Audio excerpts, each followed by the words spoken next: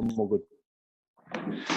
G'day gang, how we going? It's Brad Shepherd here from Create PT Wealth, and coming at you today with another one of our Create PT Wealth success stories. And what we love to do is we love to speak to the people who've been through our program, who are out there in the fitness industry and who are making a huge difference. And so it's without further delay that I want to introduce my guest today. His name is Rhys Brooks. Rhys, welcome to today's program. G'day, Brad, mate. Thanks for having me. Yeah, great to have you along, mate. Now, Rhys, mate, I'm going to hook straight into it because I know you've got lots of valuable information to share today. So, mate, first of all, I'd love to hear a bit about yourself. What got you into the industry? How did you arrive in this industry? How long have you been in it for? And where does your business currently operate from? Okay, fantastic. Been in the game for around 15 years now. I got into health and fitness through my own sort of lifestyle transformation. I was quite an overweight kid up until the age of around 23. Then I got my ex-girlfriend, actually, she signed me up to a gym. I hated it to start with, and I got into it, ended up loving it, lost a ton of weight. From there, I went to university, studied at UTS in Sydney, sports science, and then I ended up in London, ended up falling into PT over there. Spent about nine years over there working in the industry, and then came back to Sydney a couple of years ago and set up shop in Bond Street Fitness First. And that's where I'm currently at now. I've got the business name is Brooks Performance, and I've got a team of 3 of us at the moment. We had 4, but we had one recently leave, and we're looking for a new person at the moment. Yeah. Okay, cool. So 3 or 4 years is it now back in Sydney? It'd be about 2.5. 2.5 years. Okay, cool. 9 years in London. So over there, were you running your own business, or did you work for somebody else? Or how was the setup over there? Mate, I worked for Virgin Active over there. So basically, I was paid a wage dependent on how many sessions I delivered. Yeah. Not the greatest model as a trainer. You slog your guts out, you're doing 45, 50 hours a week, and you're not getting too much. It's probably about a 50-50 split, if not worse. Yeah, gotcha. Okay, cool. So basically you're under that model over there, but my understanding is to that time, those 9 or so years, is when you started to entrench yourself into your own professional growth and development and so forth. So, mate, could you tell us a bit about maybe some of the technical training that you did to improve yourself as a trainer? Yeah, 100%. So one thing that I realised early on is that I had to upskill myself to attract clients, a good type of clientele. So I started off as a Czech practitioner, which stands for corrective holistic exercise kinesiology. That's the one. And from there, went on to study under the Poliquin brand. Yeah. So I did all their courses. Yeah. Went on to do a lot of Olympic weightlifting, some FMA strength type courses. Then then nutrition. I ended up studying sports nutrition with the International Society of Sports Nutrition. Yeah. Got qualified as a sports nutritionist. Yeah. And so, mate, my perception of what I've seen of yourself and your business is you love the ongoing professional development. You've also positioned yourself as quite a specialist. So could you tell us a bit about the type of specialities that you focus on with clients and the reason why people come to you? Yeah, sure, mate. I think, if I had to say what I specialize in, it's probably body composition. So helping people look good naked. Yeah, that would be the number one. Strength and conditioning, getting guys strong as well. I really enjoy that, and females, guys and girls. Those would be my 2 big ones. I've also kept myself pretty well versed in corrective exercise. Studied, like back rehab with Stu McGill. Check qualifications have helped me out there. Being in the industry for so long, you pick a lot of this stuff up yourself, and you start to identify, what's going on with the body. Yeah. Names like Paul Check, Poliquin, Stuart McGill, all the rest of it. I mean, McGill wrote the textbooks, didn't he, on this stuff, right? So can you tell us a bit about you? I remember the time that you went over there. Can you tell us a bit about that journey and how long you were in London for and all that for that course? Yeah. So it was basically a Stu McGill course, and I'd already been hanging out to do one of his back rehab courses. I was based in Sydney at the time, but I saw that he had a course in London, and there wasn't another course that I could do there wasn't any other courses in Australia. So I thought, bugger it, I'm just going to, drop a couple of grand, get a plane ticket across, go do the course for a weekend, and then fly back. And that's what I did. Which you did. And I remember speaking to you, and you were like, on a flight, Boom, London, did the course, right, jumped on a plane, come back, and you were training clients the next day. So yeah, I was actually at the airport when I spoke to you. I do remember that. Yeah. I love it. So you come through. You've obviously been part of the Create PT Wealth program. It's been a pleasure having you part of it. What sort of struggles or concerns might you have had before embarking on the whole business side of it? Because obviously you had the technical side of it sorted. What were some of your fears and frustrations then? Mate, I think, when I came to Bond Street, it was a bit of a realization. I was technically minded, but the sales skills, the marketing skills, the business administration skills, I didn't have a clue. Yeah. I was a little bit like a fish out of water, and I thought, it's either sink or swim. And I was doing all right, but I knew that I needed to do better, and that's when I saw you guys. Yeah, I think it's a great mantra too, because I guess again, the perception is, my opinion is that you are a trainer that's very well respected there, and also you're well skilled and well qualified. But at the same time, you also recognise the need for that ongoing learning and ongoing development and so forth. And that's again something I see in you. Yeah, mate. I think it's a big part of being a PT. The ongoing education. Yeah, for one, you become stale. With your own mindset, become bored, disheartened. I've seen it so many times with other trainers. They just kind of hit this point, and you get down, depressed, and shit. I'm not enjoying this anymore. Yeah. And if I ever get like that, I know it's time to book a course. The other thing is, to charge, a high rate and to attract clients, you've got to have a good skill set.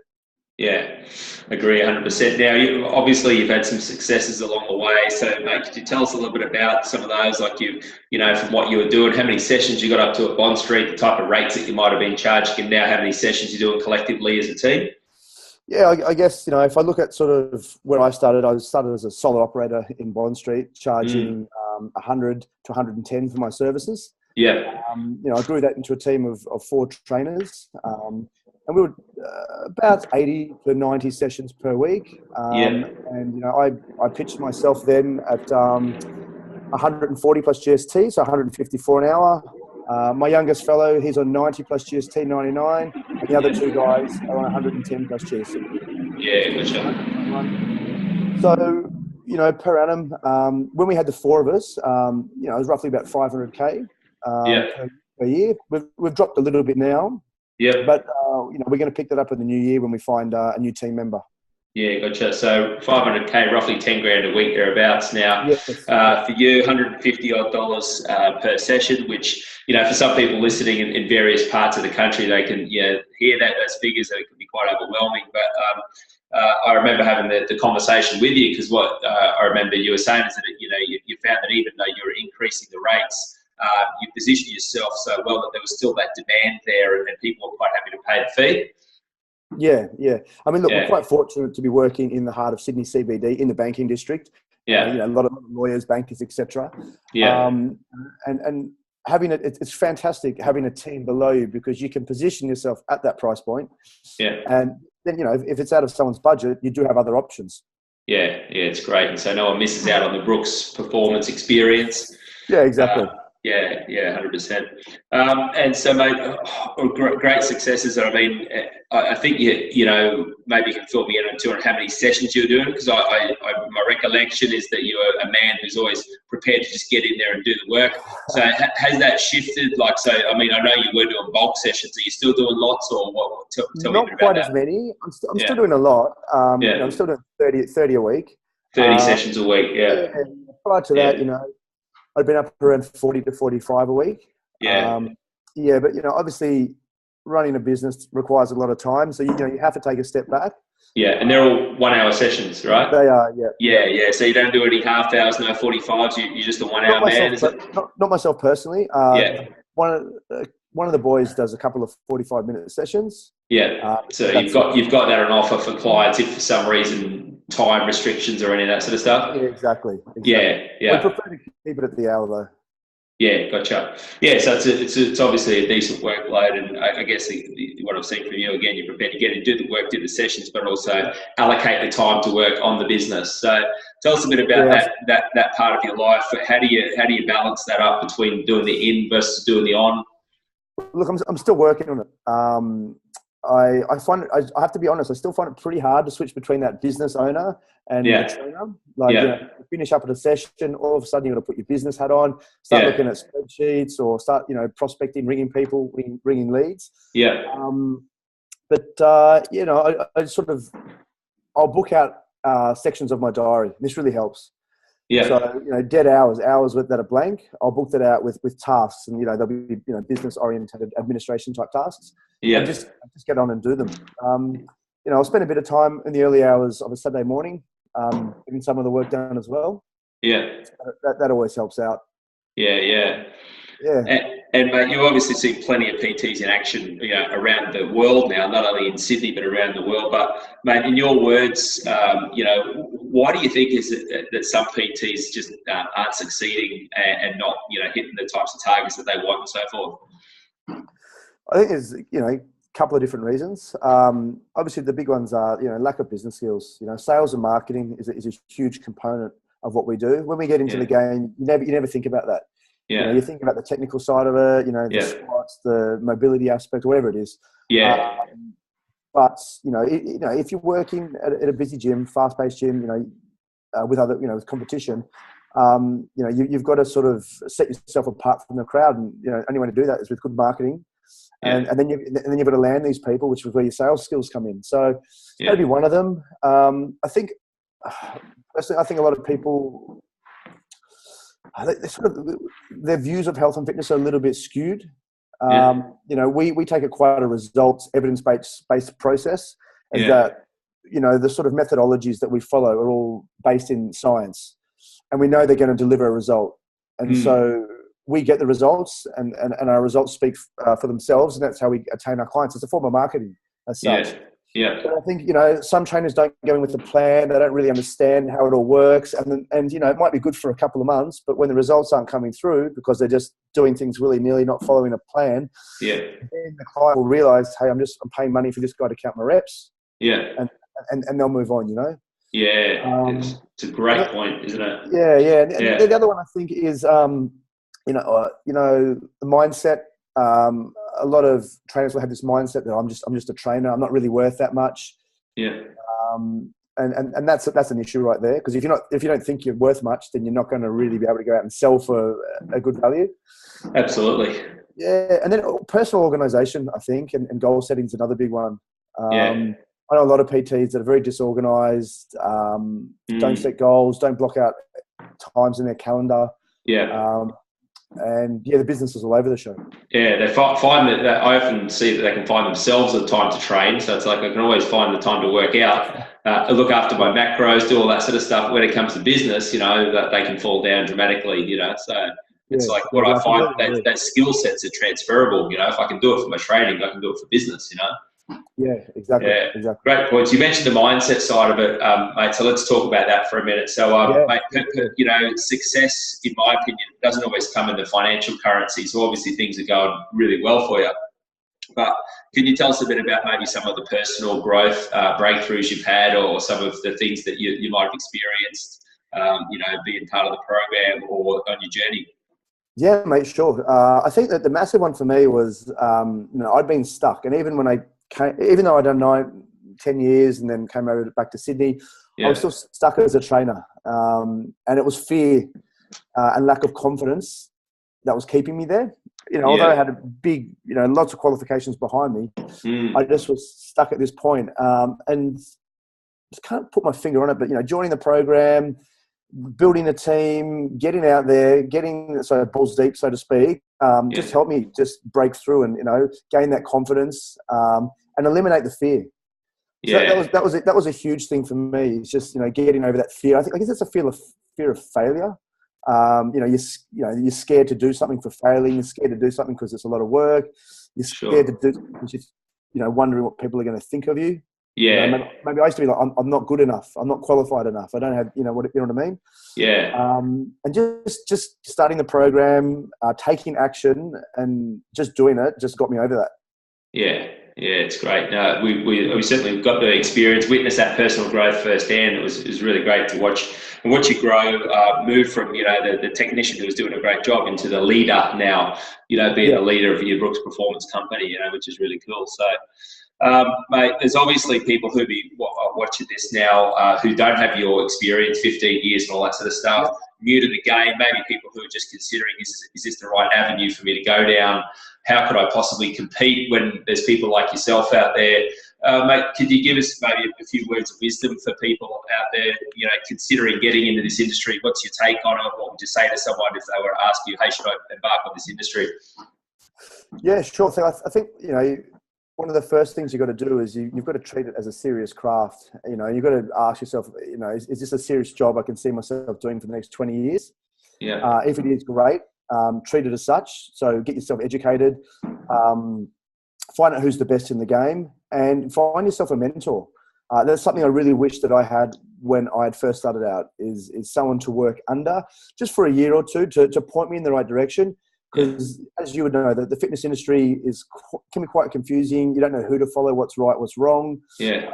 You can waste years buggering about. So, there are plenty of good guys out there that do have mentorship schemes. So, find yourself one of them. What else? And then, be organised. Yeah. Be organised and understand the value of business skills. Yeah.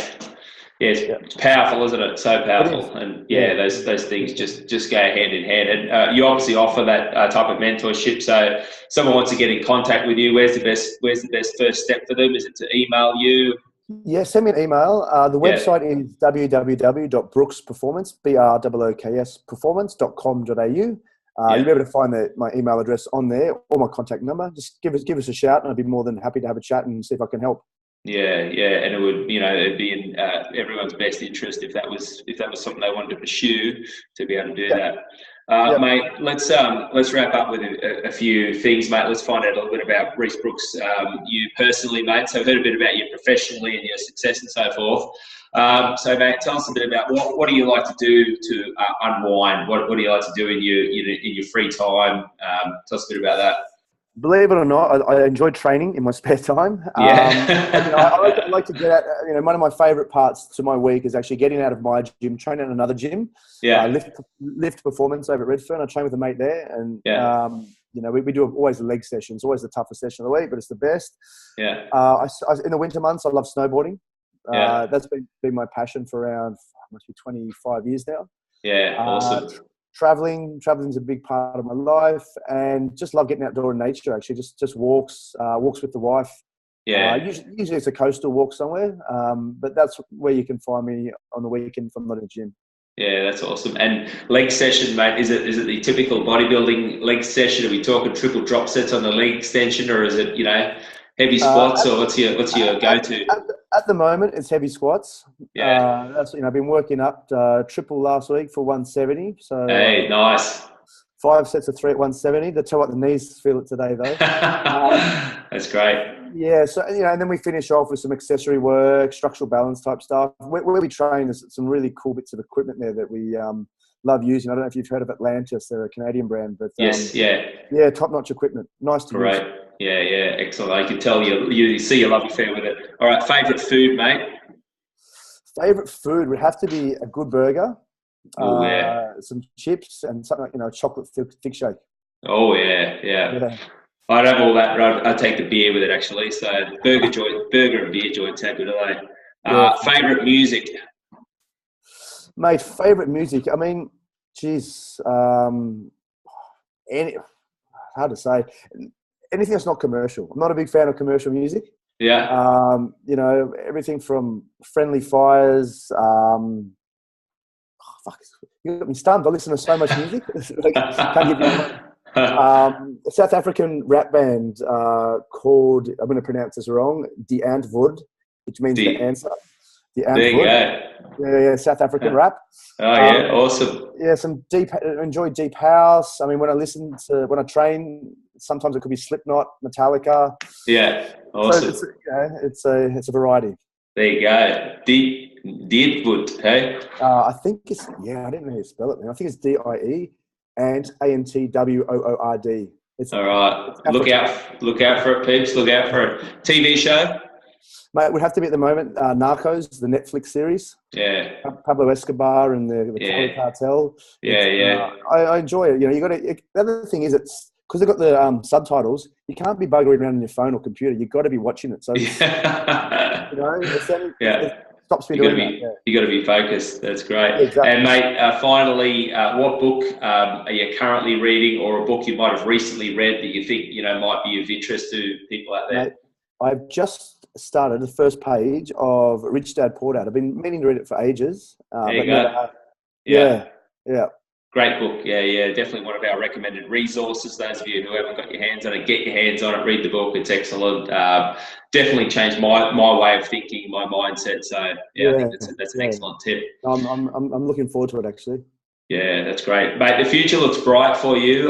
Just to do the final conclusion, where are we going? Where do you see this business maybe in the next 12 months, 2 years? Have you got some plans that you'd like to share with us? Yeah, sure. I'd like to build the team, a few more members. So we want to bring on one by the end of the year, and a couple more next year. And the end goal is to open my own facility somewhere in Sydney.